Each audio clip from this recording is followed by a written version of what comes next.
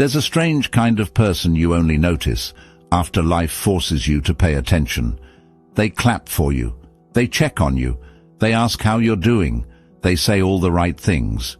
And still, something feels off. Not evil, not dramatic, just off. You can feel it in the pauses, in the questions they ask, in the way they remember certain details about you, but somehow never really show up for you. And maybe you've felt guilty for even thinking this, because from the outside, they seem supportive. But support has warmth. Support has risk. Support has presence. What they're giving you is something colder, attention.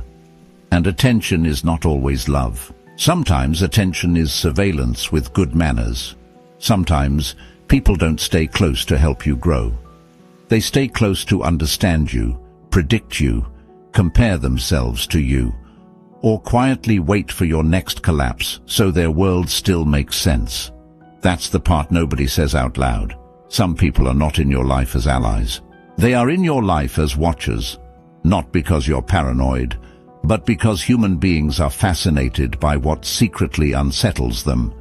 And in the Jungian sense, the person who studies you without supporting you is often not obsessed with you. They are obsessed with what you awaken in them. So let's get right into it. Here are 7 signs someone is studying you, not supporting you. Sign number 1. They notice everything but help with nothing. You'll recognize this one fast. They notice everything. Your change in tone, your new routine, your silence, your new confidence, your distance, your weight loss, your new discipline, your new boundaries. Even the energy shift you never announced. They're incredibly observant, sometimes more observant than your actual friends. But when it comes time to actually support you, nothing, no real help, no real loyalty, no real action, no meaningful presence. They gather information about your life the way someone studies weather patterns, not to protect the village, just to know what's coming. That's the difference. Supportive people don't just detect your movement, they invest in your well-being. But the person studying you is often satisfied just knowing things, knowing where you are emotionally, knowing what phase you're in, knowing whether you're rising or falling, knowing whether you've outgrown them, knowing whether you still have an open wound they can access. And what makes this confusing is that it can look like care, because observation and care can wear similar clothes. But care moves toward relief. Observation moves toward advantage. One wants your healing, the other wants orientation. In other words, they don't ask because they want to carry the weight. They ask because they want to map the terrain. And if you're someone who has depth, restraint, or mystery, this happens to you more than you think. Because what cannot be easily read becomes psychologically magnetic. Sign number 2, their questions feel intimate, but their presence feels empty. This is one of the clearest signs. They ask deeply personal questions, questions about your childhood, your heartbreak, your plans, your fears, your healing, your family, what you're working on, who you're talking to, why you changed, why you went quiet, why you pulled back, what happened to you lately, and again. None of this is automatically bad.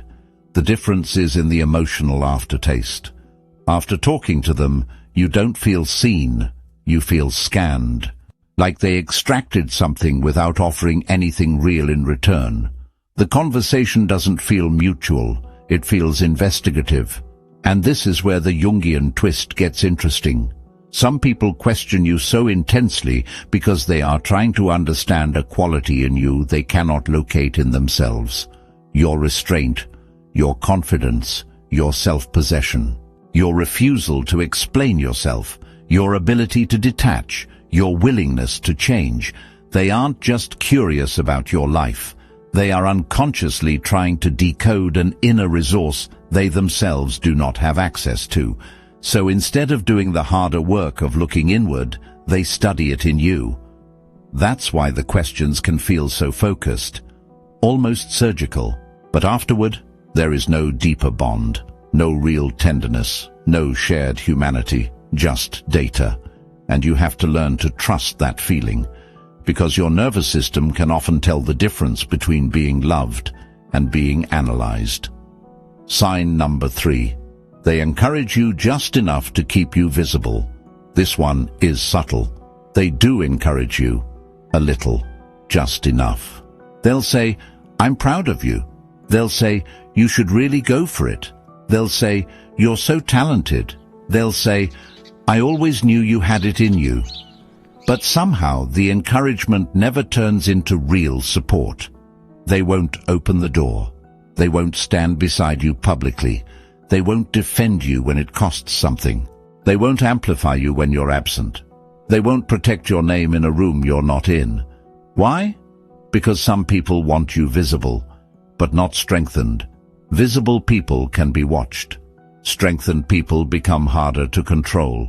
So they keep you in sight with soft encouragement, enough to keep you expressing, enough to keep you revealing yourself, enough to keep your life unfolding where they can monitor it, but not enough to actually help you become undeniable. This is the emotional economy of many false supporters. They do not want your failure, not exactly, but they also do not want your full emergence. Because your full emergence would force them to confront what they have postponed in themselves. And that's where Jung enters again. People are often disturbed by anyone who becomes what they abandoned. Not because your growth harms them, but because it quietly accuses their stagnation. So they stay near, they smile, they encourage just enough. And beneath it all, they are trying to decide, are you really changing? Or is this just another phase? They are not standing beside your transformation. They are evaluating its durability. Sign number 4. They react most when you change your pattern. Watch what happens when you stop being predictable. That is when the watcher reveals themselves. You reply slower. You become less available. You stop oversharing. You stop asking for advice. You stop performing your pain. You stop explaining your boundaries. You stop giving them little windows into your inner world. And suddenly, they wake up. Now they're checking in. Now they're asking if something's wrong. Now they're concerned. Now they're trying to pull you into conversation. Now they want clarity. Now they want the old version of access back. Why? Because your old pattern made you readable, and readability made you safe. For them. The moment you interrupt the pattern, they lose their psychological map of you. And that bothers people more than they admit, especially those who built an unconscious sense of superiority, relevance, or emotional leverage around understanding you better than you understood yourself. This is why some people don't react when you suffer. They react when you become less legible, because pain they understand. Growth confuses them, silence unsettles them, boundaries erase their blueprint. And when someone becomes unusually activated, the moment you become more private, more disciplined, or more contained. You may not be dealing with a supporter, you may be dealing with someone who was drawing comfort from your transparency, not your well-being. Sign number 5. They remember your weak moments more than your wins. This one hurts because it often comes from people who've known you a long time. They have an almost sacred memory for your lowest moments. They remember when you broke down, when you failed, when you were desperate, when you needed them, when you were confused, when you were insecure, when you tolerated things you should never have tolerated. But when it comes to who you are now, they lag behind. Your maturity surprises them. Your discipline surprises them. Your boundaries offend them. Your calm seems fake to them. Your success feels temporary to them. Why? Because some people formed their identity around a previous version of you, and they are emotionally invested in that version remaining true.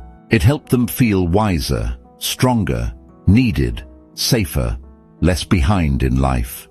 So even when they smile at your progress, Part of them is still relating to your old wound. That's the file they keep reopening. And Jung would say, this is what happens when people refuse to update their image of you because the old image served their ego. The old you was convenient. The evolving you is destabilizing. So they keep bringing subtle attention back to the version of you that struggled, not always directly, sometimes through jokes, sometimes through stories, sometimes through remember when, sometimes through a tone that says, let's not act like you're above all that now. And that tone tells you everything. Support sees you're becoming. Study fixates on your former fracture. Sign number 6. They share your business, but never your burden. This is where false support turns into quiet betrayal. They know things about your life, and somehow, those things travel. Not always as gossip in the obvious sense. Sometimes it's more elegant than that. A hint, a tone, a carefully dropped detail, a concerned mention, a disguised disclosure. And the reason this matters is simple. Real support protects your vulnerability. Study circulates it, because to the person studying you, your inner life is not sacred. It's material. Material for comparison, material for conversation, material for subtle positioning, material for building invisible alliances, material for making sense of where they stand next to you. This is why some people seem trustworthy in private, but leave a strange social residue around you. You start noticing that others know things they shouldn't know. Or people begin interacting with you through a story you never personally told. That's not support. That's somebody using your openness as currency. And usually the motive is not pure malice. It's often something pettier and more human. Status, insecurity, envy, triangulation, the need to feel central, the need to be the one who knows. They don't carry your pain, they carry your information. And those are not the same thing. Sign number 7. They go strangely quiet when you actually become strong. This may be the biggest sign of all. When you were uncertain, they were engaged. When you were messy, they were available. When you were wounded, they were interested. When you were doubting yourself, they had plenty to say. But when you actually become strong, when you really change, when your standards rise, when your energy steadies, when your attention becomes expensive, when you no longer need permission, when you stop narrating every internal storm, they go quiet, and the silence feels different, not peaceful, heavy, because what attracted them was not your essence, it was your unresolvedness. Your unresolvedness gave them a role: advisor, interpreter, rescuer, witness, expert, necessary person, but your strength removes their role. Now there is less to manage, less to decode, less to influence, less to rescue, less to report back on. And if a person's connection to you was secretly built on your instability, your stability will bore them or threaten them. This is the brutal truth. Some people are loyal to your wounds, not your wholeness. They know how to bond with your confusion. They do not know how to relate to your clarity. So when you become clear, they fade. Not because you did anything wrong, but because the version of you they were attached to no longer exists. And instead of admitting that honestly, they withdraw under a cloud of vagueness. That vagueness is your answer. Now here's the deeper twist. The person studying you is often not really studying you, not in the deepest sense. They are studying the part of themselves that appears in your presence. That's why the energy feels so charged.